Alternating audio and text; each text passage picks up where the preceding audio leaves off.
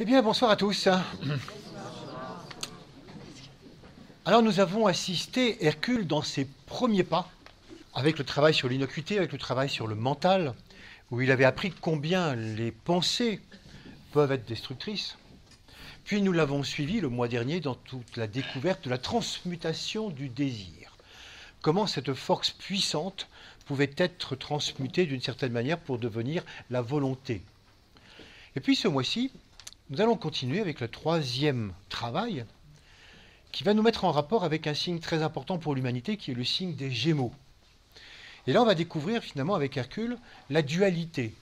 Finalement, les deux premiers travaux ont montré à Hercule combien il était nécessaire d'avoir déjà un aperçu sur la puissance du mental, la puissance du désir, mais il n'a pas encore véritablement découvert en quoi consiste le chemin de la sagesse. Maintenant, c'est ce qui va lui être demandé. On lui dit, voilà, tu as fait tes deux premiers pas, mais maintenant il serait peut-être temps d'aller chercher en quoi consiste cette sagesse, qu'est-ce que c'est que cette histoire. Qu'est-ce qu'on nous demande? Qu'est-ce que le chemin? Quel est le but? Atteindre la sagesse, ça veut dire quoi? Comment est-ce qu'on réussit à l'atteindre? Bref, toutes ces questions, dans ce travail, c'est ce qui va apparaître. Et c'est ce qu'on a généralement dans le travail des Gémeaux, qui est un travail très intéressant parce qu'on fait connaissance avec la dualité. Très important ce signe des Gémeaux, parce que c'est un des deux signes avec le Sagittaire qui est relié à l'humanité. Il symbolise véritablement l'humanité dans sa dualité essentielle, âme, personnalité. Qu'est-ce que la personnalité? On va voir Hercule en train de trouver cette personnalité. Qu'est-ce que l'âme? Et Hercule va trouver aussi qu'est-ce que l'âme et quelles sont les difficultés des rapports entre les deux. Et on va le voir aussi, c'est un signe de recherche, un signe de curiosité. Le signe des Gémeaux est toujours à l'arrière-plan de chacun de nos signes à nous. Quel que soit le signe que l'on est, derrière il y a le signe des Gémeaux qui nous oblige constamment à ne pas en rester là. Avance, avance, cherche, développe ta curiosité. Tout ça va tourner autour d'une histoire de pommes. D'où le titre de ce soir, les pommes de Concorde. La pomme est très intéressante comme symbole. Ça a commencé lorsqu'on a commencé à couper les pommes dans le sens transversal. Là, à ce moment-là, apparaissent avec les pépins une magnifique étoile à 5 branches. Et donc l'étoile à 5 branches, symbole de l'homme, symbole du mental, le cinquième plan, le rapport entre le mental, la pensée, l'homme, caractéristique essentielle. Et donc tout ça a fait que la pomme est devenue facilement donc le symbole du mental relié à l'humain. Ça a commencé il y a très très longtemps avec Adam et Ève. Fameuse histoire de pomme, la pomme de la connaissance du bien et du mal. Il fallait commencer déjà par avoir un certain discernement, le mental de base, le mental qui apprend à discerner le bien du mal. C'était un début par rapport au mental. Là, nous allons avoir affaire à des pommes d'un tout autre acabit, puisqu'il va s'agir des pommes du jardin des Hespérides. Les Hespérides sont 3 femmes, les 3 filles du géant Atlas, celui qui supporte la sphère terrestre. Et donc, elles habitaient un magnifique jardin, domaine de la déesse Héra, qui est la déesse de l'âme. Et au centre du jardin, il y a un pommier magnifique, un pommier géant, le pommier de la sagesse. Et ces pommes sont des pommes d'or qui sont réellement représentatives de la sagesse. Autrement dit, là, les pommes d'or, c'est le mental complètement en connexion avec ce monde de l'âme, tel que nous l'avons vu il y a 2 mois. Non pas le petit mental concret, chargé simplement de comprendre, d'enregistrer les choses et puis de penser vaguement. Non, il s'agit vraiment d'un mental illuminé. Donc vous voyez, depuis Adam et Ève jusqu'au Jardin des Hespérides, on a toute une démarche comme ça donc, qui nous montre différents aspects du mental. Pourquoi la pomme de Concorde? C'est par opposition à une expression française qu'on connaît bien, la pomme de discorde. Mais c'est vrai qu'on entend quelquefois cette expression, la pomme de discorde, sans savoir vraiment à quoi ça correspond. Et là, on en revient justement au problème du mental tel qu'il peut être destructeur. La pomme de discorde, c'est quelque chose d'intéressant. Figurez-vous que dans l'Antiquité grecque, il y avait une déesse qui était la déesse Éris, pas très très connue, elle s'appelait la déesse de la discorde. Et un jour, les dieux qui fêtaient une noce avec je ne sais plus quel héros, peu importe, n'avaient pas invité la déesse Éris parce qu'elle était réputée pour créer quelque peu le désordre, justement. Mais Éris n'appréciait pas du tout d'avoir été oubliée ou d'avoir été omise, et donc elle va voler une pomme du jardin des Hespérides et elle va graver dessus « à la plus belle ». et elle va glisser, mine de rien, cette pomme au milieu des déesses de la noce incognito. Et elle se retire et elle attend. Naturellement, les déesses découvrant la pomme, oh, c'est à qui ça? Bah, c'est à la plus belle, c'est à remettre à la plus belle. C'est moi, non, c'est moi, non, c'est moi. Qui dit c'est moi? Bah, il y avait Athéna, il y avait Héra et il y avait Aphrodite, qui évidemment, à ce moment-là, ne se sont pas tellement comportées en déesses. C'est moi la plus belle, non, c'est moi la plus belle, non, c'est moi, attends. Bref, on n'en venait pas à bout, si bien que Zeus dit, bon, on se calme, on va demander à quelqu'un donc d'un peu impartial, qu'est-ce qu'il en pense. Et il y avait un Troyen qui s'appelait Paris, et se dénommait Paris, on dit, bah voilà, à toi de choisir à qui on va remettre la pomme qui est la plus belle. Naturellement, les trois déesses font des promesses de campagne. Si tu votes pour moi, je te donne ceci. Si tu votes pour moi, je te donne cela. Et Aphrodite, alors là, elle fait la promesse de campagne qui tue. Écoute, si tu votes pour moi, je te fais connaître la plus belle femme du monde. Paris se dit, bah écoute, ça tombe, je vais voter pour toi. Ce qui a un peu fâché les deux autres, et qui a semé une première discorde. C'est pour ça que finalement, entre Aphrodite et les deux autres, ça c'est un peu compliqué. Mais on pourrait dire, bon, si avec ça, vous voyez, c'est une petite discorde entre déesses, c'est pas bien grave. Le problème, c'est que l'histoire continue. La plus belle femme du monde, c'était Hélène, la fameuse Hélène, l'épouse du roi Ménélas, grec. Et lorsque Paris, un jour, il l'ignore, lui, il ne sait pas qui c'est, il attend sa promise, et quand il va chez le roi Ménélas en visite, il tombe sur Hélène, il la trouve magnifique et il tombe amoureux d'Hélène et Hélène tombe amoureux de Paris. Et naturellement, un jour où Ménélas est en campagne, il l'enlève et il l'emmène à Troie. Ménélas va vouloir récupérer sa femme et la guerre de Troie va avoir lieu. Vous voyez pourquoi on l'appelle la pomme de discorde? Comment il y a eu des centaines et des centaines de morts et toutes les histoires de la guerre de Troie? Tout ça parce que la déesse Éris a jeté cette pomme de discorde au milieu.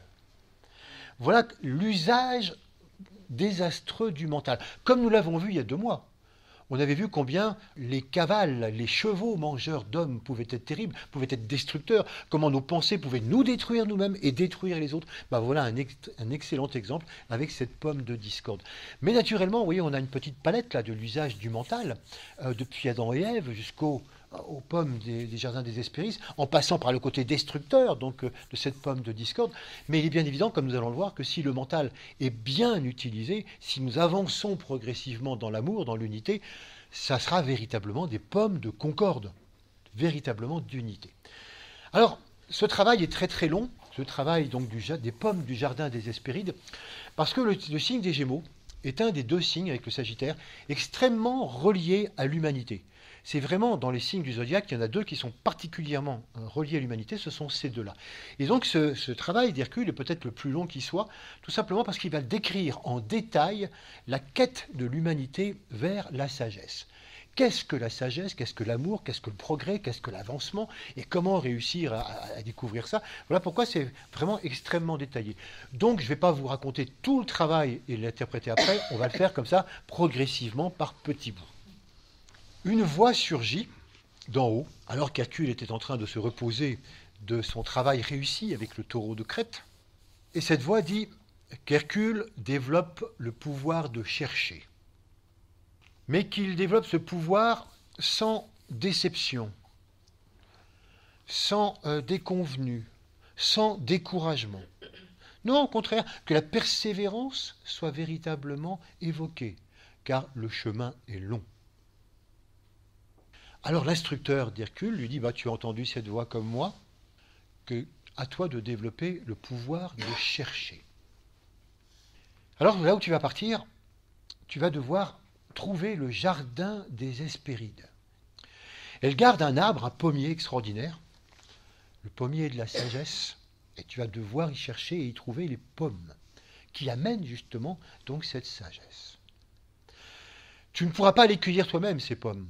Seuls les 3 Hespérides ont le pouvoir de le cueillir. Et d'ailleurs, pour éviter que tout le monde le fasse, il y a un dragon à 100 têtes dénommé Ladon, et ce dragon à 100 têtes garde très sérieusement le pommier contre toute intrusion.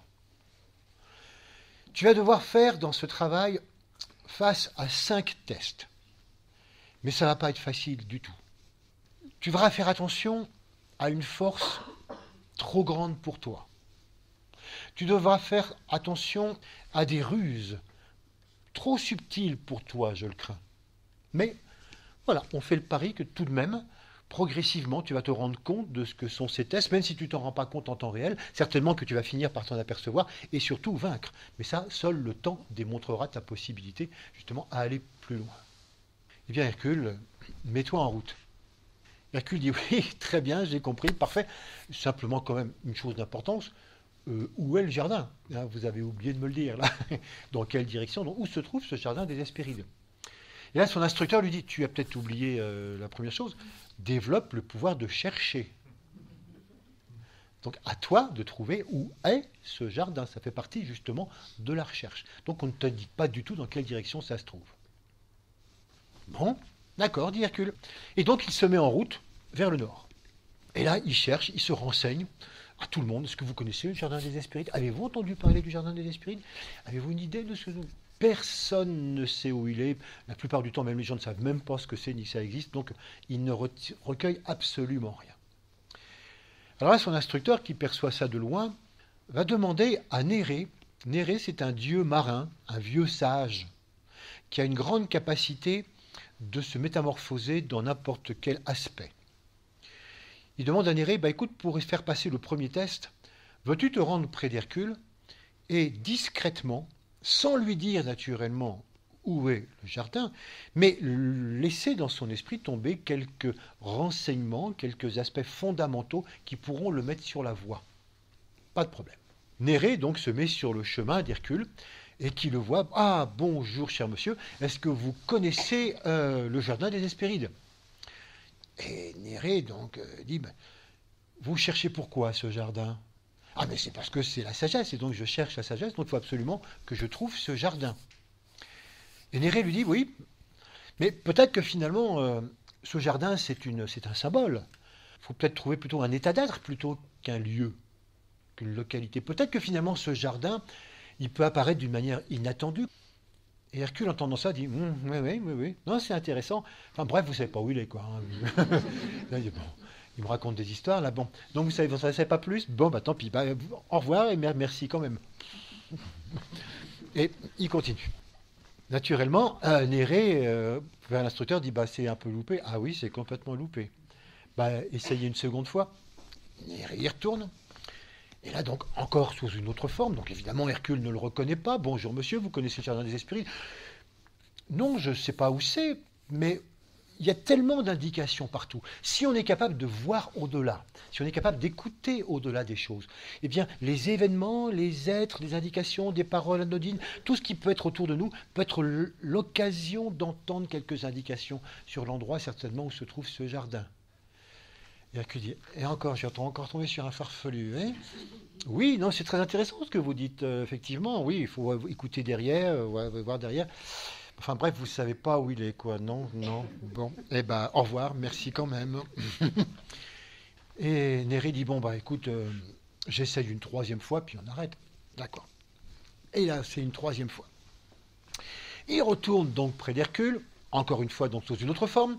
Et là, il lui dit, il faut que tu te rendes compte, Hercule, qu'il y a en toi un pouvoir, une sagesse, une force extraordinaire. Tourne-toi vers l'intérieur et connecte-toi à ce pouvoir, cette sagesse et cette force qui sont l'apanage des fils des hommes et des fils de Dieu. Et là, Hercule dit, merci, oui. Donc, j'essaierai de m'en souvenir, mais pour le jardin, non. Et là, donc, Nérée rentre près de l'instructeur, dit, voilà, écoute, 3 fois, j'ai essayé de donner des indications. Et l'instructeur dit, oui, ce premier test est loupé. On va voir ce qui va se passer avec le deuxième test. Et effectivement, Hercule n'a pas forcément bien réussi ce premier test. Qu'est-ce qui se passe? Il se passe que le nord, symboliquement, c'est l'endroit où le soleil ne va pas. Et donc c'est un lieu très intéressant parce que c'est le lieu où on devrait justement s'intérioriser. C'est comme si la lumière était à l'intérieur, pas à l'extérieur. Et là, Hercule ne cherche pas à l'intérieur, il est encore obnubilé par l'extérieur. Il cherche absolument à avoir des résultats. Où est ce jardin? Et il n'entend absolument pas ce qui se passe autour de lui. Pourtant, dans le travail précédent avec le taureau, à un moment donné, il avait vu au-delà. Mais pour ça, il avait dû abandonner, il avait dû lâcher prise, il avait dû lâcher son but, un petit peu découragé, fatigué. Et il avait vu la lumière qui brillait au-delà, justement, de la forme du taureau. Mais voilà, c'est quelque chose qui lui était arrivé dans ce moment-là, ce n'était pas encore intégré. Il n'était pas encore capable de le faire systématiquement. Et là, il oublie complètement. Il oublie de regarder ailleurs, d'entendre derrière les mots, de voir derrière les situations, de comprendre ce que l'on cherche à lui dire, parce qu'il est obnubilé par une chose, trouver le jardin des Hespérides. Point. Il est persuadé que c'est un lieu extérieur et que le seul renseignement qui importe, c'est une direction et c'est une indication. Donc il est momentanément complètement fermé à l'intérieur. On dit que là au nord, il est complètement sourd et complètement aveugle. Il ne voit que ce qu'il voit, il n'entend que ce qu'il entend. Il n'y a rien donc sur un second degré. Qu'est-ce que ça nous dit pour nous? D'abord, se rappeler, parce qu'il y en a des personnages dans ce travail, que comme pour les précédents travaux, nous sommes tous les personnages. Hercule représente tous les personnages et nous d'eux-mêmes. Ce sont donc différentes parties de nous-mêmes qui s'expriment. Donc Nérée va symboliser l'âme que nous sommes. Et Hercule, ça symbolise nous-mêmes, nous qui cherchons ce que c'est que la sagesse, et on nous a dit que c'était dans telle ou telle direction, et on cherche finalement à avoir des résultats. Et c'est là que finalement on s'aperçoit combien la plupart du temps, quand nous commençons à chercher, nous commençons nous aussi avec l'extérieur. On nous a bien indiqué que peut-être en faisant telle pratique, ou en faisant ceci, ou en lisant tel bouquin, ou en faisant telle chose, peut-être qu'on allait y arriver. Et donc on attend peut-être que les choses nous tombent tout cuites comme ça. On pense qu'en prenant tel chemin, ou en faisant telle pratique, ça va le faire, ça va fonctionner, sans aller chercher véritablement derrière. Et on a du mal finalement à aller voir derrière les choses. D'ailleurs, pendant très très longtemps, on pourrait dire que la première chose qui est dite à Hercule, développe le pouvoir de la recherche, ce n'est pas franchement ce qui nous occupe le plus au quotidien, la recherche. La recherche de la sagesse, la recherche des pommes, la recherche de l'évolution. De temps en temps, un petit truc comme ça qui traverse. Mais bon, c'était juste passager, quoi. Mais de temps en temps, ça nous reprend, puis ça nous quitte, et puis il y a le quotidien, puis il y a d'autres choses. Bref, sauf quelquefois, et là ça arrive quand même assez fréquemment, lorsqu'il nous arrive vraiment une tuile, lorsqu'il nous arrive vraiment une épreuve, un accident, un décès, pas le nôtre, mais autour de nous. Donc, dans ces cas-là, c'est sûr que là, qu'est-ce qui m'arrive? Et pourquoi? Qu'est-ce qui se passe? Et là, ça m'arrête, ça me bloque. Là, d'un seul coup, c'est comme si quelque chose m'était cogné contre un mur et ça me renvoie à moi-même. Qu'est-ce qui se passe à l'intérieur? Pourquoi j'ai mérité ça? Qu'est-ce qui se passe? Est-ce qu'il y a un message derrière? Et là, on commence à se poser des questions. Parfois, ce n'est pas quelque chose qui est catastrophique, mais quelque chose qui nous déséquilibre. C'est dommage, on était bien en équilibre, on était bien d'aplomb, comme ça dans notre vie, tout allait bien, et quelque chose nous a déséquilibrés. C'est très intéressant le déséquilibre, parce que c'est ce qui nous oblige à faire un pas vers l'avant, et donc à partir en recherche. Et souvent, à partir de tout cela, on commence par se poser des questions. Et quand on commence à se poser des questions, c'est là que commence la recherche. Alors c'est vrai que ça peut, suivant le point de maturité obtenu, parce que cette recherche peut être décisive. Et là, on va commencer peut-être à prier, on va commencer peut-être à méditer. Il y a quelque chose qui se met en place. Et donc, on va commencer peut-être à méditer. On va commencer à contacter le Nérée que nous sommes. L'ennui, c'est que ce n'est pas aussi clair que Nérée face à Hercule. Et pourtant, c'est ce que nous espérons. Nous espérons bien que quand on va contacter l'âme, on nous dise, eh bien, mon fils, le chemin de la sagesse, oui, il est par là, et fait ceci et fait cela. Malheureusement, on médite et on n'entend rien. Mais alors, rien. Et au bout d'un certain temps, ça finit un peu par lasser. Au début, c'est super la méditation. On voit bien tous les gens qui débutent la méditation. Wow, c'est génial. Il y en a même qui vous disent, pour moi, c'est vraiment devenu comme une seconde nature. Je crois que je ne pourrais plus m'arrêter. C'est cela, oui. On en reparle dans 2-3 ans, si tu veux. Mais voilà, parce qu'on est très content, parce que ça nous centre, parce que de coup, ça commence nos journées autrement, parce que ça donne une autre vision de la vie. Bref, ça bouleverse un certain nombre de choses. Mais ces premiers effets s'arrêtent assez rapidement et on cherche autre chose. Quoi? On cherche des résultats. Quoi comme résultat? Ça varie selon les personnes. On peut simplement chercher des réponses qu'on se pose justement par rapport à la sagesse, par rapport au chemin, par rapport à l'âme. Qu'est-ce que c'est que tout ça? Comment y aller? Ou bien on cherche des résultats simplement parce qu'on cherche soi-même à devenir meilleur, à s'améliorer, à devenir justement un sage dans le quotidien, à changer, à combattre nos défauts. Ou bien on cherche des résultats dans nos relations pour changer justement notre relation aux autres. Bref, c'est naturellement notre moi, notre personnalité qui attend des résultats. Or, les années de méditation se passent et de résultats, point. Au bout d'un certain moment, je commence par interroger autour de moi et dire, vous ne croyez pas que ce style de méditation, c'était peut-être intéressant à une époque, mais c'est peut-être un peu dépassé maintenant. Parce que moi, vous savez, d'un temps, j'ai rien. Alors, oui, par exemple, on dit souvent que, oui, mais c'est normal, le cerveau met un certain temps pour finir par impressionner ce que l'âme lui souffle.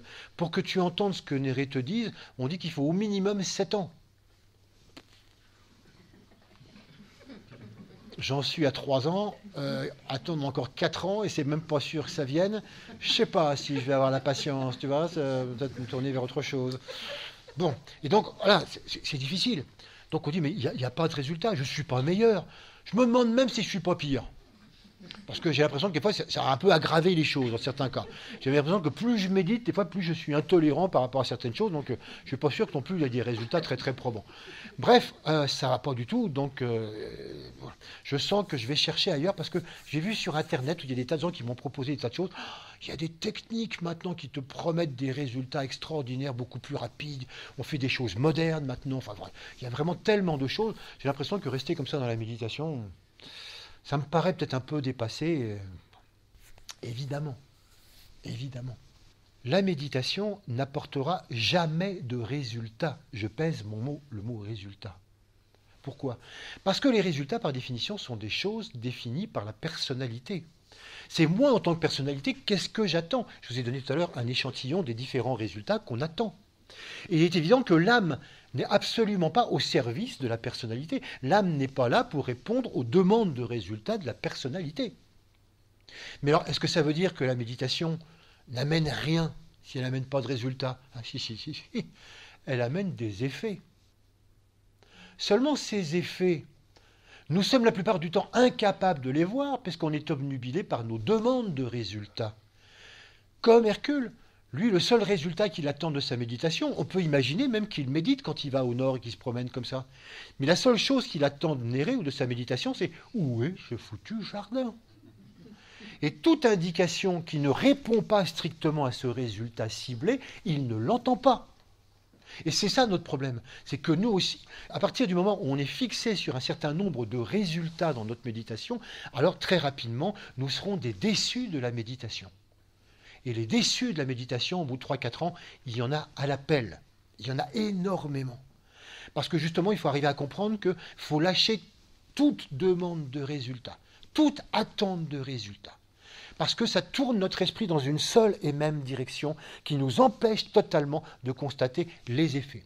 On va le voir d'ailleurs tout à l'heure comment la méditation chez Hercule va procurer des effets, mais dans un sens qu'il n'attendait certainement pas. Forcément, l'âme est tellement pour nous quelque chose d'inattendu, quelque chose de surprenant, que son action vers la personnalité n'entre pas du tout dans la logique de ce que nous, on attendrait que l'âme fasse pour nous. C'est deux logiques opposées, complètement différentes. C'est pour ça que le premier aspect, vous voyez, c'est ça. C'est que dans cette méditation, le premier élément, c'est de dire, oui, il y a des effets, mais il ne faut absolument pas attendre quoi que ce soit, sinon il n'y a rien. Alors qu'est-ce qu'on fait quand on est déçu de la méditation? Eh bien, on fait comme Hercule, on va au sud. Très curieusement, dans le travail d'Hercule, il est écrit, Hercule se rend au sud, le lieu des ténèbres. Vous voyez le paradoxe? On peut dire, le nord, non? Non, le sud. Mais il y a plein soleil, oui justement. Il y a un tel soleil extérieur, tout est là, que tout est éclairé dans l'apparence, mais que du coup, il y a une grande difficulté à entrer dans le discernement intérieur. Les choses vont être présentées là avec une évidence complètement à l'extérieur. Le sud, comme on va le voir, c'est le monde des mirages, le monde des illusions, le monde où tout paraît tellement facile et enfin intéressant, et là où c'est terriblement trompeur. Hercule va vers le sud. On ne dit pas ce qu'il a essayé comme différents aspects. Tout de suite, son voyage vers le sud est raconté par la rencontre avec le fameux dragon. Ça y est, Hercule rencontre le dragon. D'accord, il n'a pas 100 têtes, il en a que 9. Mais Hercule se dit peut-être que mon instructeur il a un peu exagéré, alors il n'était pas bien au courant, sans tête. Mais bon. Il dit voilà, ça, enfin, voilà le dragon, il a effectivement plusieurs têtes. Donc il garde le pommier. Je vois pas le pommier, mais donc il est derrière. Il va falloir que je réussisse donc à vaincre ce dragon. Et ça va pas être facile. Et puis ensuite, voilà, les pommes sont à moi. Et il se précipite sur le dragon et il le combat. Ça marche pas. Il sent qu'il ne peut pas arriver à bout. Donc il fait ça en plusieurs rounds. Il souffle. Il reprend des forces. Et deuxième round, il replonge sur le dragon. Rien. Il souffle. Troisième round. Il dit j'ai une impression, mais j'aurais vérifié. Il replonge sur le dragon. Et plus ça va, moins ça va. Impression vérifiée. Plus je le combats, plus il se renforce. Plus je le combats, plus il est costaud et moins je tiens longtemps. Là, il y a un problème. Et là, il se souvient de ce que lui avait dit son instructeur au tout début. Méfie-toi d'une force trop grande pour toi. Ok, cette force est trop grande pour moi, je ne peux pas la vaincre. Qu'est-ce qui se passe?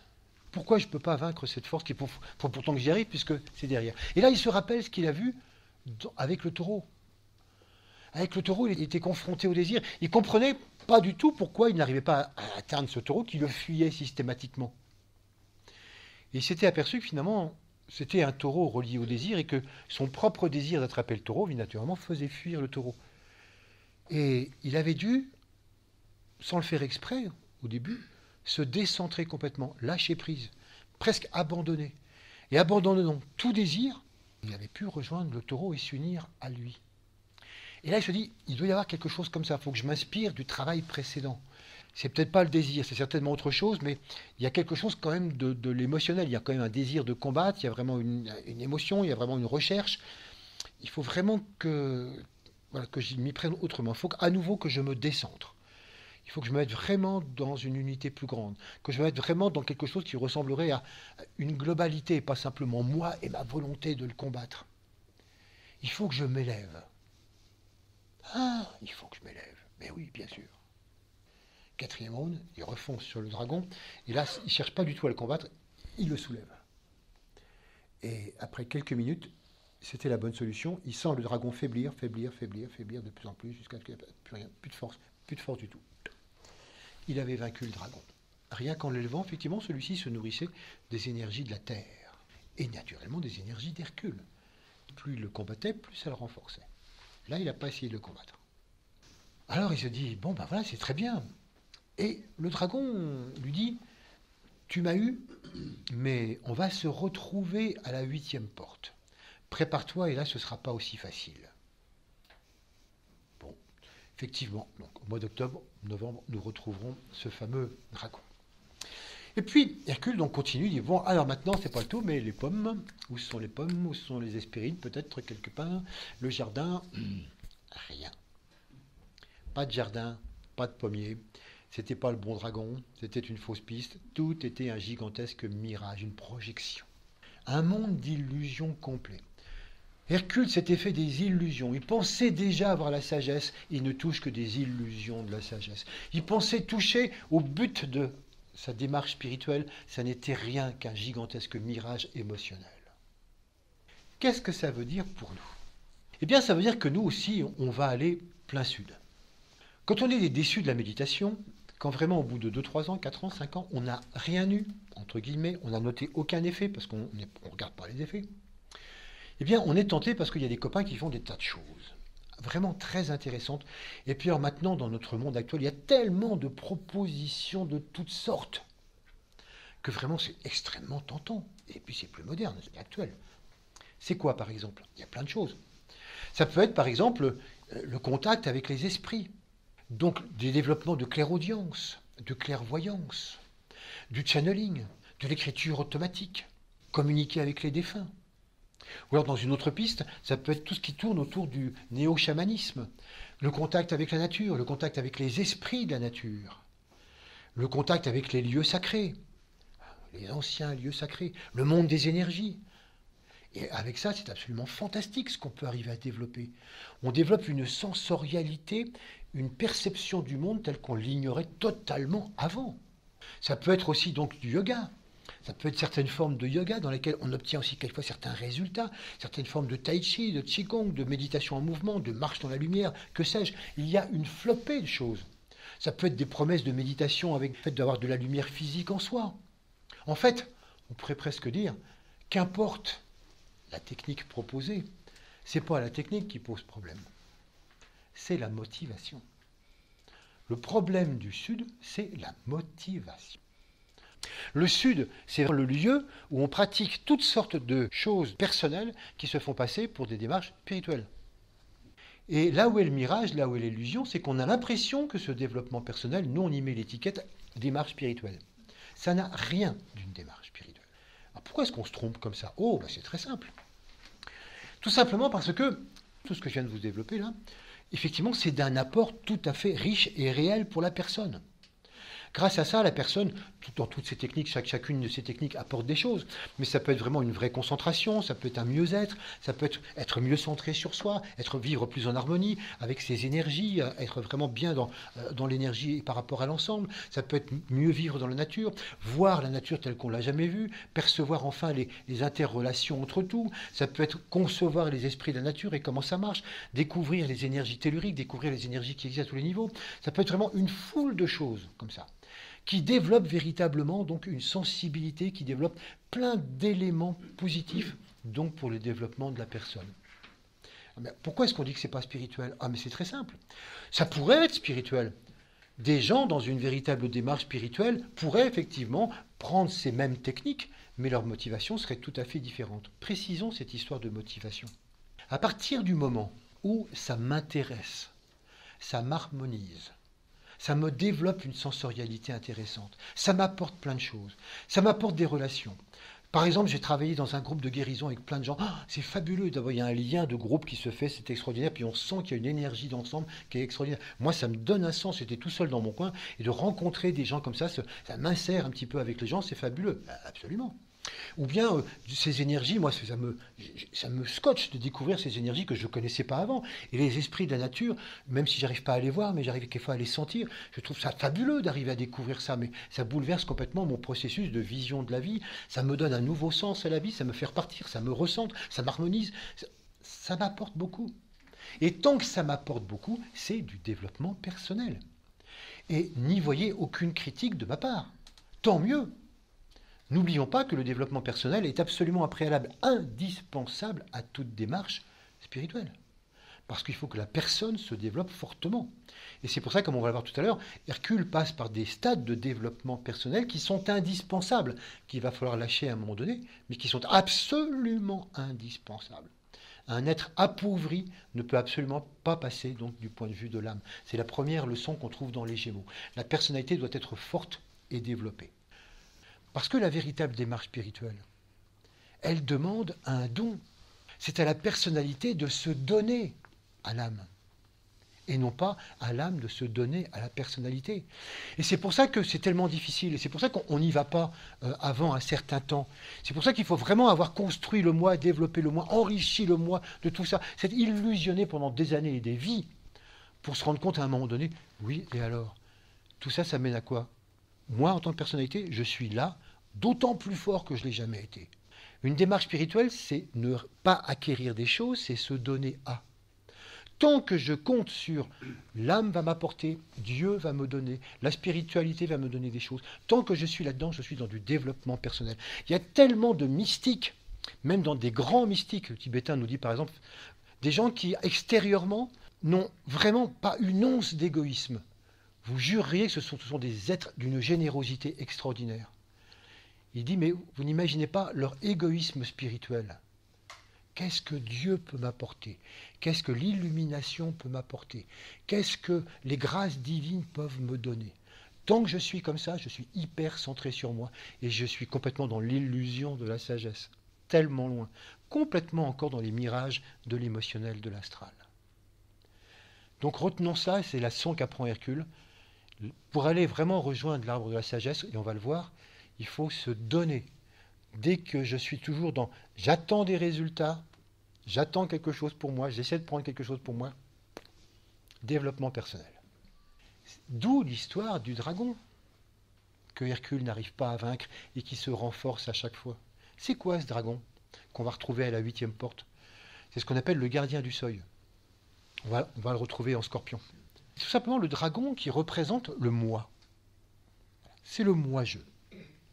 Et Hercule, qu'est-ce qu'il va combattre justement comme ça, en croyant qu'effectivement il en est au point où il peut tout à fait combattre ce dragon, qui réussira véritablement à vaincre effectivement la 8e porte, mais il n'en est pas là du tout. Pour l'instant, c'est une projection.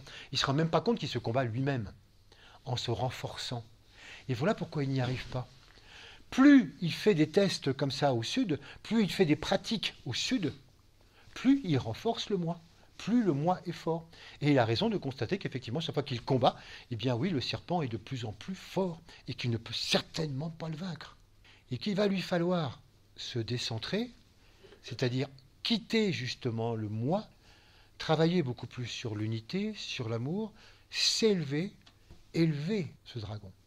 Et là, il a la clé de la réussite. Et là, il se rend compte qu'effectivement, tout ce qu'il faisait, tout ce qu'il croyait être une démarche, tout ce qu'il croyait, il était aux portes de la sagesse. Il vainquait le dragon, juste derrière, il y avait les pommes. C'était un pur mirage. Il était tout simplement en train de faire du développement personnel. Encore une fois, pas inutile. Hein? D'accord. Vous voyez les Gémeaux? La puissance des deux éléments, la personnalité qu'on développe, l'âme qu'on découvre, les deux éléments sont là. Ils sont tous les deux indispensables, mais il faut savoir les discerner. Là, Hercule a fait un pas dans ce discernement. Il commence à se rendre compte qu'est-ce qui est de la projection, de l'illusion d'une démarche spirituelle. Alors, il abandonne le sud, ce lieu d'égarement, il va dire maintenant à l'ouest. Et donc, il se dirige vers l'ouest. Il va découvrir un personnage extraordinaire qui s'appelle Busiris. Busiris était un instructeur, quelqu'un qui savait la vérité, qui savait tout. Il avait un certain nombre de disciples qui le suivaient, et il se présentait vraiment comme le gourou, comme celui qui sait tout. Il disait, mais seule ma vérité est intéressante, celle des autres, méfiez-vous, ça vous induit en erreur. Écoutez ma vérité, je sais tout, écoutez mes enseignements, je vous dirai tout, et cette vérité va vous sauver. Hercule va voir Busiris, il ne sait pas qui c'est, et il dit, bah voilà, je cherche le jardin des Hespérides. Busiris lui dit, mais tu sais ce que c'est que le jardin des Hespérides? Bah oui, c'est pour le pommier, pour les pommes de la sagesse. Ben oui, mais c'est totalement inutile d'aller jusque-là. Ah bon? Eh oui, moi, je connais tout ça, je connais la sagesse, je suis la sagesse incarnée, et je suis absolument tout prêt à te délivrer cette sagesse et toutes ces connaissances. Considère que ta quête est terminée. C'est pas la peine de te casser la tête à aller jusqu'au jardin, on ne sait même pas où. Je suis cette sagesse. Hercule hésite un peu, dit bon, oui, puis après tout dit bon. Hein, ça ne coûte rien d'essayer, on va voir ce que ce bonhomme raconte. Et il se met à écouter les enseignements de Busiris. Et là, il est scotché. Busiris, il sait tout. Il a réponse à tout. Busiris, mais vraiment, c'est quelqu'un qui déverse ses enseignements comme ça d'une manière extraordinaire. C'est fabuleux. Il répond à toutes les questions d'Hercule. À la grande surprise d'Hercule, il répond même à des questions qu'Hercule ne savait même pas que la question existait. Oh! Alors on dit que vraiment il admire Busiris et il se met à aimer profondément Busiris. Il aime ce personnage, il s'attache à lui, il dit voilà ce que je cherchais. Peut-être que finalement cette histoire de pomme c'est un symbole, oui je le sais, et qu'il fallait simplement trouver Busiris et que finalement ça y est, je l'ai trouvé. Il m'enseigne et j'ai juste à rester là et je sens que la sagesse va venir progressivement en moi au fur et à mesure que j'aurai des réponses à tout. Il va y rester très longtemps parce que au fur et à mesure qu'il suit les enseignements, progressivement, il va perdre sa capacité à penser par lui-même. Progressivement, il va se dire que c'est Busiris qui fait tout, c'est Busiris qui sait tout. Et donc, j'ai rien à faire d'autre que de rester là tranquillement. Et en faisant ça, ses forces diminuent considérablement. À tel point qu'à un moment donné, pour s'assurer ses services, Busiris enchaîne Hercule à l'autel. Il va continuer à lui donner des enseignements, mais il est à son service, et puis c'est terminé. Hercule ne peut plus du tout s'échapper. Pendant longtemps, d'ailleurs, il n'a aucune envie de s'échapper, il est tellement bien là. Il apprend à être sage. Peut-être même est-ce qu'il médite. Mais simplement, il suffit de suivre ce que dit Busiris, et tout va bien. On dit qu'il va rester 1 an attaché, là. Au bout d'1 an, quand même, il dit, tiens, c'est quand même étrange cette histoire. C'est là que, par ses méditations, il y a des choses qui lui reviennent. Il avait entendu un jour dire que la connaissance libère. Là, il se dit, tiens, c'est bizarre, là, il y a un truc. Là. J'ai plutôt l'impression que la connaissance m'attache et que je suis vraiment très attaché à la connaissance et aux connaissances. Il y a quelque chose qui ne va peut-être pas dans ce sens-là. Puis il continue de méditer, et puis un jour, les paroles de Néré, dans sa troisième intervention, lui reviennent. Quand Néré lui avait dit, Hercule, il y a en toi un pouvoir, une sagesse, une force extraordinaire. Tourne-toi vers l'intérieur et évoque cette force, ce pouvoir et cette sagesse. Ça lui revient, là, subitement. Il dit, mais oui, mais bien sûr. Et alors, il va commencer à se relier à ça. Voilà, il se relie. Il ne sait pas ce que ça va donner, il ne sait pas ce que ça va faire. Et comme par hasard, il retrouve effectivement des pouvoirs, il retrouve une certaine sagesse. Il dit, tiens, mais c'est bizarre cette sagesse, elle serait donc quelque part aussi en moi. Je la cherche à l'extérieur, mais elle serait aussi en moi. Et puis il retrouve une force. Au passage, il découvre, vous voyez, les effets de la méditation. L'effet de la méditation, c'est de lui amener à éclaircir cette histoire. Il se souvient, ça prend tout son sens. La parole de Néré, qui n'avait eu aucun sens à un certain moment donné, là prend d'un seul coup tout son sens. Il va vraiment y avoir recours. Sa méditation n'amène pas du tout le résultat escompté. Il ne sait toujours pas où est le jardin, mais il y a des effets qui l'amènent effectivement à comprendre certaines choses sur le monde de la connaissance et à l'occasion de retrouver toute sa force, à tel point qu'il brise sa chaîne, il se libère complètement de Busiris, il attrape le Busiris en question et il va l'enchaîner à son tour, juste pour qu'il apprenne.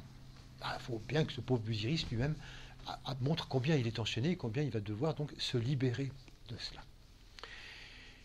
Et il se dit, mais alors, qu'est-ce que j'ai pu perdre comme temps? Là, c'est énorme. Enfin bon, voilà, c'est intéressant. En haut lieu, on se satisfait. Du point de vue des instructeurs, on dit, voilà, Hercule vient enfin de réussir le troisième test. Le premier test était un peu loupé, le deuxième test, il a compris assez rapidement l'erreur, l'illusion, le mirage. Et là, donc, le troisième test, il arrive véritablement, donc, au bout d'un certain temps, à vaincre. Et l'instructeur remercie Néré en disant, c'est très bien de lui avoir enseigné ça, il a su vraiment s'en souvenir au bon moment, et finalement faire appel à cette force de manière à pouvoir vaincre Busiris. Que Hercule continue et apprenne la clé du succès. En effet, pour l'instant, il est surtout dans ce qu'il ne faudrait pas faire. Il a appris surtout là où n'est pas l'arbre, là où ne sont pas les pommes. Et apparemment, ce n'était pas au nord, ce n'était pas au sud, ce n'était pas à l'ouest. Donc, voilà, il n'a pas encore découvert où sont finalement ces pommes. Qu'est-ce que ça veut dire pour nous, Busiris? Bon, là, c'est assez évident quand même. Il n'y a pas beaucoup de mystère. Busiris symbolise effectivement donc tous les gourous, tous les pseudomètres, tous les enseignants, tous les gens qui prétendent avoir la vérité et qui présentent de leur système en disant voilà, c'est ça qui est vrai, le reste c'est archi-faux. Vous n'avez qu'une seule chose à faire, m'écouter. Et par le miracle de mes paroles, naturellement, vous serez tous sauvés, guéris, vous serez tous élevés, vous serez tous simplement des initiés, simplement parce que vous m'avez écouté. Mais ça, c'est grossier. Il y a beaucoup plus subtil. Ce que Hercule apprend à découvrir, c'est la différence entre les connaissances et la connaissance. La connaissance avec un grand C, c'est ce qu'on appelle aussi la sagesse. Celui qui connaît avec l'âme, qui connaît à l'esprit. Celui qui est le connaissant. Ça n'a rien à voir avec une addition de connaissances au pluriel avec un petit c. Et d'avoir confondu connaissance au pluriel et la connaissance, c'est ce qui lui a joué ce mauvais tour avec Busiris. Il était persuadé que finalement, à partir du moment où il savait plein de choses, forcément il devenait sage. Et ça fait partie des grands pièges de notre société. Sans forcément aller chercher des instructeurs ou des gourous ou des gens qui prétendent vous donner les connaissances. Non, non, simplement à travers les livres, à travers nos études, à travers ce qu'on sait. À partir du moment où on commence à étudier, et qu'on accumule comme ça les connaissances, à un moment donné, on est persuadé que si je le sais, je le vis, puisque je le sais. Donc forcément, je le suis. Si j'ai toutes ces connaissances, c'est quelque part, je suis un peu un initié. Donc ma vie est quelque peu différente. Et on se prend tous un peu pour Busiris. Ce qui est intéressant, c'est d'ailleurs de voir que ce n'est pas uniquement dans le domaine ésotérique, hein. Les Busiris, on les trouve partout. Là, Hercule, il a confondu complètement justement ce domaine des connaissances avec la connaissance fondamentale. Là, tout le travail se fait sur le mental. Et qu'il a commencé tout simplement par se laisser prendre par le mental concret, le mental des connaissances, qui accumule des connaissances parce que quelqu'un a une bonne mémoire et se souvient de tout. Ou bien, comme nous, on pourrait se laisser complètement berner parce que dans les livres, il y a tellement de choses. Et combien on devient dépendant de cela? On devient dépendant des livres, dépendant des connaissances. Même quelquefois, on en fait des complexes. Quand on voit des gens qui en savent tellement, tellement beaucoup plus que nous. Moi, je ne sais rien. Lui, il a tout lu. Moi, j'ai rien lu. En plus, lui, quand il lit tout, il retient tout. Moi, je retiens rien du tout. Quand j'ai fini le bouquin, je peux recommencer parce que je me dis, j'ai lu quoi déjà là-dedans? Donc, vous voyez, on devient complètement dépendant des connaissances. Et donc, presque, on fait des aveux de faiblesse. Moi, je ne peux qu'admirer ces gens-là qui savent tout, qui ont réponse à tout, qui lisent tout, puis qui retiennent, etc. Moi, j'y arrive pas. Vous voyez, comme si on s'attachait nous-mêmes. Ça, c'est des comportements de mental concret. C'est sûr que les connaissances sont importantes. Je ne suis pas en train de dire qu'il n'en faut pas. C'est sûr que c'est important parce que ça permet de comprendre le monde, ça permet de comprendre certaines bases dans ce que nous sommes, et dans tous les domaines, pas que dans le domaine ésotérique. C'est sûr qu'en même temps, ça affûte le mental. Et quand on réussit à garder justement sa liberté de penser, ça permet de se dire, mais tiens, je me pose des questions par rapport à ça. Dans tel bouquin, il est dit ça, mais dans tel autre, il y a autre chose. Ça veut dire quoi? Qui a raison? Pourquoi? Peut-être une troisième solution. C'est vraiment arriver à développer sa propre pensée, finalement, à travers ce qui est dit. C'est tout simplement la démarche philosophique. La philosophie, c'est là d'apprendre à penser par soi-même à partir de ce qui a été dit, ou d'éléments donc, qui ont été suggérés par d'autres. Ça, c'est vraiment important de développer des connaissances pour ça. Mais attention, de ne pas se faire dépendre de cela. Attention à un moment donné de remonter les choses plus globalement, sinon on s'attache nous-mêmes complètement à cette forme de mental inférieur et on devient complètement prisonnier. Qu'est-ce que fait Hercule? Il médite. Il retrouve la méditation, qu'il avait certainement perdue au sud, mais là il la retrouve. Et du coup, c'est là qu'il retrouve Nérée. Il retrouve l'âme, il retrouve la parole de Nérée. Et cette parole, elle s'inscrit en lui. Et il l'avait entendu au nord, ça ne lui avait fait aucun effet. Nous aussi, combien de fois on entend quelquefois des paroles, des choses comme ça, et puis ce n'est que quelques années plus tard qu'on dit « C'est vrai qu'un jour j'ai entendu ça, ou j'ai lu ça, mais c'est seulement maintenant que je comprends, seulement maintenant que je peux m'en servir. » Et c'est là où on comprend la différence entre résultat et effet de la méditation. Qu'est-ce qui se passe pour Hercule? Il vient de noter l'effet de sa méditation. L'effet de sa méditation, l'effet de l'âme sur la personnalité, c'est que d'un seul coup, il comprend, il l'intègre et il peut se servir de la parole de Nérée. La vérité est en toi, va la chercher. Ce n'est pas du tout le résultat. Parce que qu'est-ce qu'il attend toujours comme résultat éventuellement de sa méditation, Hercule? Où est le jardin des Hespérides? Et donc on voit bien, vous voyez, la distance énorme qu'il y a entre l'effet de l'âme, l'effet de cette méditation qui lui amène à se développer, cette forme de mental qui le libère de Busiris. Mais jamais Hercule n'aurait pensé à attendre ce résultat-là, puisque il ne savait même pas que ça posait un problème. Il révèle, il réalise ce que va être cet effet et combien c'est loin du résultat attendu. Ah, c'est vraiment une leçon très importante. Donc Hercule n'a toujours pas trouvé la clé. Il revient vers le centre. Et là, à un moment donné, il entend des appels au secours assez pressants. Quelqu'un a vraiment l'air d'avoir des problèmes, quelqu'un a l'air de souffrir. Et bon, là il se dit attention, attention, attention. Là, je viens de me faire piéger à plusieurs reprises. J'avais 3 tests. Bon, c'est peut-être bien le 4e test. Ça veut dire, mon bonhomme, avec ton mirage de sauveur du monde, tu vas aller sauver tout de suite celui qui souffre et tu vas complètement oublier tes pommes. Donc non, il crie, je ne suis pas tout seul, il y a plein de monde dans les environs, il va finir par se faire dépanner, je continue. Au secours!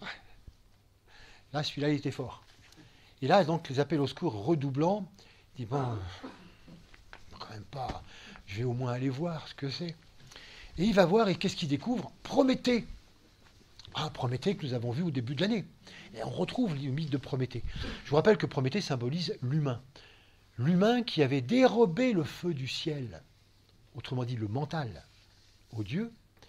Et comme les humains ont fait un mauvais usage de ce mental, puisqu'ils l'ont perverti par rapport à l'émotionnel, Busiris, l'exemple même du mauvais usage du mental, ce pauvre Prométhée avait été condamné à avoir le foie dévoré en permanence, puisque le foie repousse, par un aigle. Et comme il était enchaîné, il ne pouvait pas se sauver.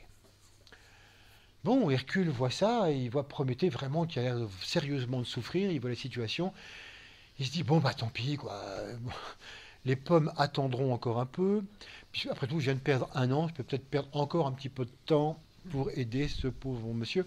Et donc, il va vers Prométhée, il chasse l'aigle, il le délivre, il le déchaîne, et puis il le soigne. Chaque fois que l'aigle revient, il le chasse, jusqu'à temps que Prométhée cicatrise, aille bien, et qu'il puisse courir, tout va bien.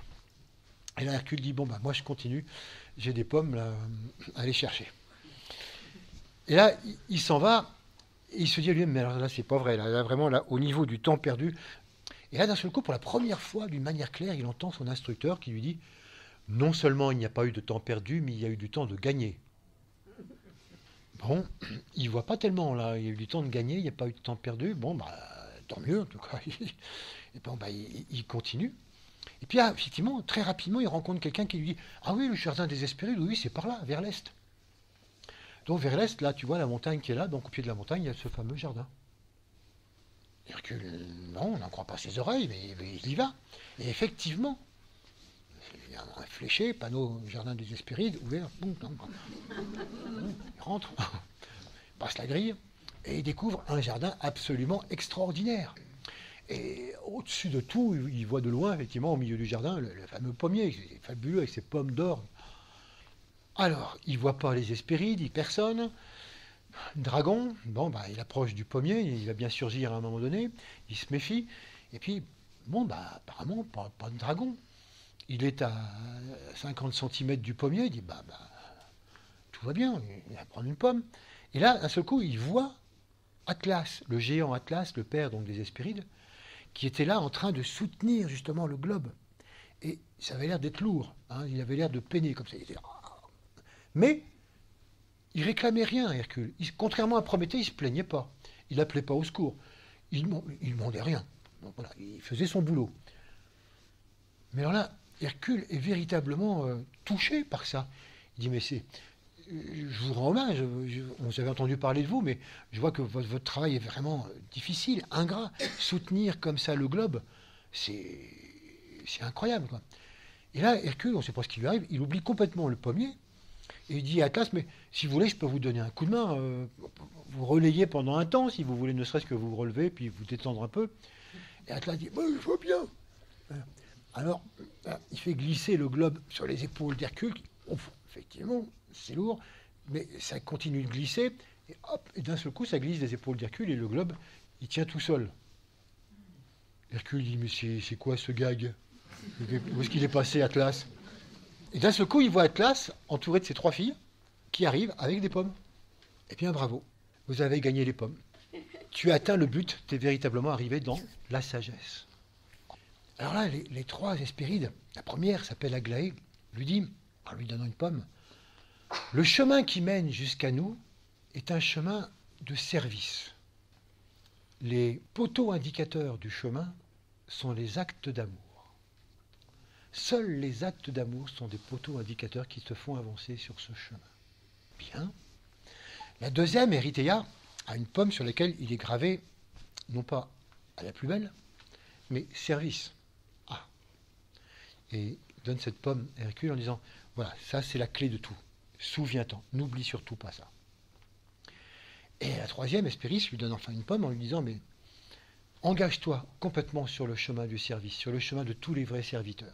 Surtout, n'oublie pas, c'est la clé de la sagesse. Et Hercule dit, bon, merci, mais je crois que j'ai compris quelque chose, donc c'est vraiment le service et la clé. C'est véritablement cela. Voilà. Écoutez, je vous rends les pommes pour ceux qui viendront après, c'est pas la peine de les emporter, c'est quelque chose qui n'est pas matériel, une sagesse intérieure. Et Hercule a terminé ainsi son travail. Alors, comme vous êtes curieux et que vous suivez bien, vous allez me dire, oui, mais et le dragon? Où il est passé, la donne? Hein, on n'entend plus parler, il a réussi comme ça. Alors, Imaginons, là c'est pas dans le mythe, mais j'aime bien imaginer des suites, ils sont en train de discuter, et d'un seul coup, il y a des Hespérides qui disent « Attention, voilà quelqu'un !» Et aussitôt, les Hespérides se cachent, Hercule doit se cacher dans les fourrés, et Atlas reprend sa position sous le globe. Et arrive effectivement quelqu'un comme Hercule, un chercheur, il se méfie, tout comme Hercule, et puis il arrive à l'arbre, il se méfie toujours du dragon, pas de dragon, personne, et là, il voit Atlas. Il dit « Oh là, ben, j'avais entendu parler de vous, mais c'est fantastique, mais c'est incroyable. Alors merci pour ce service que vous rendez à tout le monde, c'est vraiment fabuleux ce que vous faites, c'est impressionnant. Bon ben, félicitations, moi je suis venu pour cueillir les pommes. » Il cueille une pomme. Ça vient pas, qu'est-ce qui se passe? Le pommier vient de se transformer en dragon à 100 têtes. Il est en train de tirer sur une tête. Il se sauve et il court encore. Il est sorti à toute vitesse du jardin. Donc vous voyez, on peut très bien imaginer qu'effectivement, le dragon, il apparaît soudainement lorsque quelqu'un veut s'approprier personnellement les pommes, alors qu'il n'a pas à le faire. Donc on peut imaginer comme ça que Hercule n'a pas eu affaire au dragon, tout simplement parce que ce n'est pas lui qui a cueilli directement. Donc les pommes, ce sont les Hespérides qui l'ont amené. Qu'est-ce que ça veut dire pour nous? Bien des choses, parce que cette notion de service est certainement la clé, effectivement, de la sagesse, comme nous venons de le voir. Le service, pour nous, c'est quelque chose qui est souvent purement physique. C'est-à-dire, il s'agit de rendre service, de dépanner. Et on pourrait dire qu'il y a un côté de cela, puisque Hercule va effectivement dépanner Prométhée. Très concrètement, il le déchaîne, très concrètement, il attend, il le soigne, etc., de manière à ce que ça cicatrise. Bien. Ça, c'est l'aspect physique. Mais, comme nous l'avons souvent vu, parce que l'année dernière, on a fait 2 conférences sur le service, on a vu que nous, quand on rend service à travers les ONG, quelles qu'elles soient, partout dans le monde, chaque fois qu'on est efficace, on pallie des manques, on aide l'humanité à cicatriser, on fait fuir les vautours, etc., mais on ne résout en aucun cas le problème fondamental. Aucune ONG au monde n'a jamais résolu un problème quelconque. Parce que tous les problèmes du monde tiennent à la conscience de l'humanité. C'est tout simplement parce que l'humanité passe par différents niveaux de conscience de l'involution à l'évolution qu'elle engendre un certain nombre d'imperfections momentanées. Mais il est évident qu'en rendant service, on peut pallier tous ces problèmes, mais on ne résout pas véritablement la question, puisque pour ça, il faut changer l'état de conscience du monde. Et c'est là qu'intervient le vrai mot service dont il est question dans ce travail. Ce qui est appelé le service, c'est quelque chose d'un peu mystérieux qui deviendra une clé fondamentale dans l'avenir, et qui est le pouvoir de l'âme à travers la personnalité. On dit que le service, c'est le rayonnement de l'âme à travers la personnalité, lorsque la personnalité ne bloque pas, est suffisamment canal, permet justement que ça puisse passer. Le véritable service, c'est notre capacité, en tant qu'être vivant sur Terre, à pouvoir accompagner l'humanité avec un autre état d'esprit, avec un état de conscience de partage, avec un état de conscience de lumière, un état de conscience d'amour, un état de conscience qui est de plus en plus désintéressé, et dont on sait bien que si cet état de conscience gagnait de plus en plus, et il gagne effectivement de plus en plus, même si quelquefois on a l'impression que ce n'est pas vrai, à ce moment-là, l'humanité ne réitère plus ses erreurs et le monde des effets absolument désastreux est complètement bouleversé parce qu'on change d'état de conscience. Voilà pourquoi le travail du service, on le voit bien là avec Hercule, très concrètement, oui, il va cicatriser, il va aider, il va faire son ONG auprès de Prométhée, mais le vrai travail, ça va être un travail de conscience. Vous savez, on dit qu'il n'y a pas de plus belle fonction en tant qu'âme de restaurer la force de tout un chacun par l'intérieur. Et là, Hercule, c'est ce qu'il va découvrir. Il va le découvrir, bien sûr, dans un premier temps, on ne peut pas dire qu'il soit spontané. Voilà, il va le découvrir avec Prométhée. Déjà, il se demande où est le piège. Et beaucoup de personnes font un choix différent en disant « Non, non, moi je suis avant tout un méditant. Donc je crois que je n'ai pas à intervenir donc, par rapport au monde, je dois au contraire me retirer du monde pour continuer de méditer. Il y a d'autres personnes qui vont s'occuper de sa souffrance. » Ah non, effectivement, le véritable sage est celui qui va répondre à ce qui est demandé au niveau du monde, à la détresse du monde. Et là, Hercule donc fait le bon choix en allant aider Prométhée. Il est persuadé qu'il a perdu beaucoup de temps, que ce n'était pas ça le but, c'était ça le but. Naturellement, il ne l'a pas fait de gaieté de cœur, il ne l'a pas fait spontanément, et il l'a fait parce qu'il y avait de la demande. Il l'a fait parce que Prométhée souffrait, parce que Prométhée appelait au secours. Il n'est pas sûr que si Prométhée ne demandait rien, Hercule aurait passé son chemin. Intéressant pour nous. Intéressant parce que nous, qu'est-ce qui enclenche notre service? Qu'est-ce qui enclenche à un moment donné notre capacité à véritablement amener l'amour et la lumière sur Terre? Regardez, comme la plupart du temps, c'est parce que dans un premier temps, nous sommes complètement interpellés par les difficultés du monde. Quand dans nos méditations, quand à d'autres moments, nous cherchons à dire faut envoyer de la lumière, faut envoyer de l'amour, ou en présence de certaines personnes, de certaines situations, ou à travers le monde, la plupart du temps, nous le faisons en répondant à ceux qui souffrent. On va envoyer particulièrement de la sauvegarde en Syrie, en Irak, en Moyen-Orient, en Afrique, ceux qui ont des difficultés, tous les exilés, etc. Partout.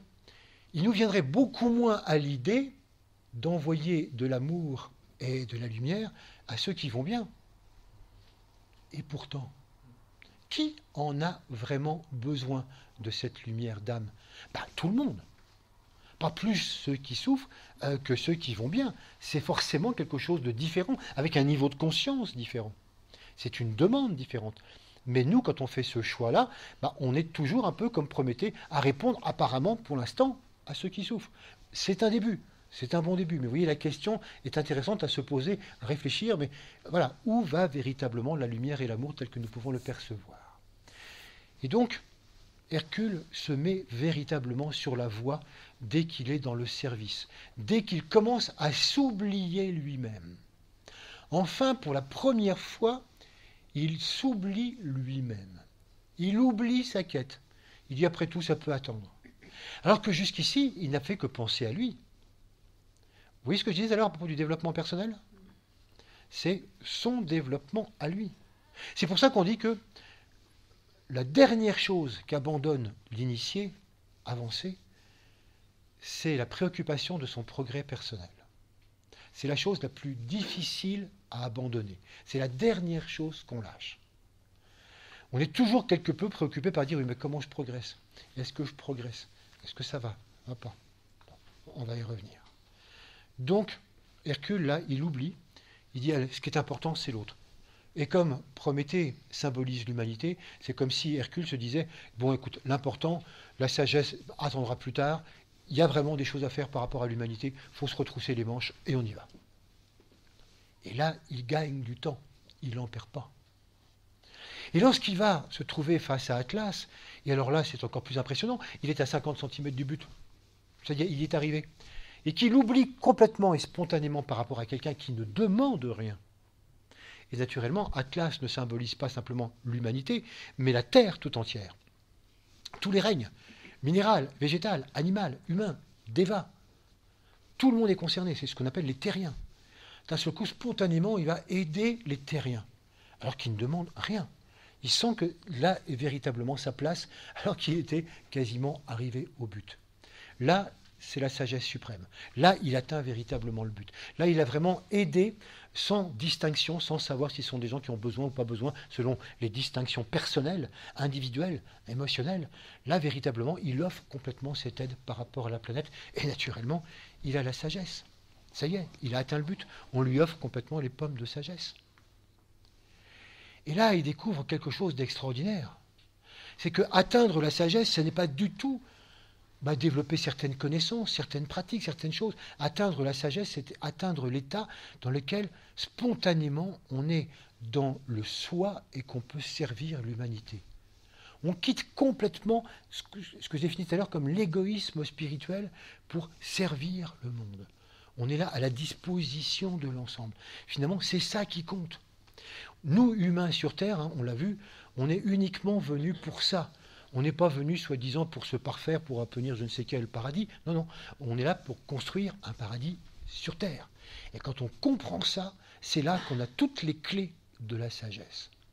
On arrête de se tourner vers soi, on se tourne vers l'autre. Et nous-mêmes, vous voyez, dans notre vie, quand on commence enfin à arrêter de se poser des questions sur soi, Où est-ce que j'en suis? Est-ce que j'avance? J'avance pas? Qu'est-ce que je dois faire? Quel est mon but sur Terre? Est-ce que je le fais? Est-ce que je le fais bien? Est-ce que je le fais mal? Est-ce que je le fais pas assez? Mais est-ce que je ne devrais pas plutôt faire ça? Pendant ce temps-là, je suis complètement centré sur moi. Et qu'on réussit à s'inscrire dans une dynamique d'ensemble, planétaire, globale, dans l'état où je suis, qu'on va chercher tout de même à améliorer par la méditation, par l'être, dans l'être que je suis, le but, c'est véritablement d'amener un maximum de choses par rapport à mes semblables. La phrase qu'on a déjà vue la fois dernière, par l'oubli de nous-mêmes, on vient en aide à nos semblables. Par l'oubli de nous-mêmes, on vient en aide à nos semblables. C'est véritablement là la clé. Et c'est pour ça que vous voyez, c'est intéressant de voir que le service est vraiment la clé de cette immense quête qu'on vient de voir donc par ces 5 tests et ces 5 épreuves. Alors ce qui est intéressant pour nous, c'est de nous demander, si c'est ça qui amène aux pommes de Concorde, si c'est cette sagesse qui amène aux pommes de Concorde, si la véritable connaissance, elle est là, le service, où est-ce qu'on en est, nous, dans ces 5 tests? Vous avez peut-être suivi au fur et à mesure. Est-ce qu'on est des déçus de la méditation? Est-ce qu'on est passé par là? Est-ce qu'on a pratiqué puis on a abandonné parce qu'il n'y a pas beaucoup de résultats? Est-ce qu'on est allé au sud, farfouiller partout? Forcément, on est passé par là. Est-ce qu'on est passé à l'ouest pour chercher? Oui, peut-être. Est-ce qu'on commence à comprendre le service? Oui, peut-être aussi. Est-ce que finalement, il y a là, est-ce qu'on peut dire qu'en ce moment, on est au nord, au sud, à l'ouest, à l'est, plus particulièrement? Est-ce qu'on a reconnu des passages dans notre vie ou, plus vraisemblablement, est-ce que tous les jours, n'est-il pas un méli-mélo des 4 points cardinaux? Des moments où dans mon quotidien, ça dépend des périodes, mais il y a des moments où je suis un peu au nord, puis je suis complètement au sud, puis à l'ouest, et puis d'où d'une manière générale on est à l'ouest. Mais reprendre cette image. Oui, donc c'est un petit peu ce moment où dire que nous, oui, on est en proie, et revoilà le signe des Gémeaux, à une dualité ou à une multiplicité absolument extraordinaire, à tel point que on ne sait pas trop où on est. Par moments on est là, d'autres moments on est là, on est déçu de la méditation, on est déçu du travail de groupe, on est déçu de ceci ou de cela, donc on va chercher autre chose, et puis on y revient, puis on se rend compte que non, c'était pas une bonne piste. Oui, mais c'était pas inutile. Qu'est-ce qu'on apprend à chaque fois? Chaque fois qu'on passe un test, ça nous fait grandir. Hercule, regardez comme finalement, il n'a absolument pas perdu son temps à aucun moment. Tous ces passages au sud, à l'ouest, etc., l'a fait grandir. Il n'aurait jamais pu y arriver.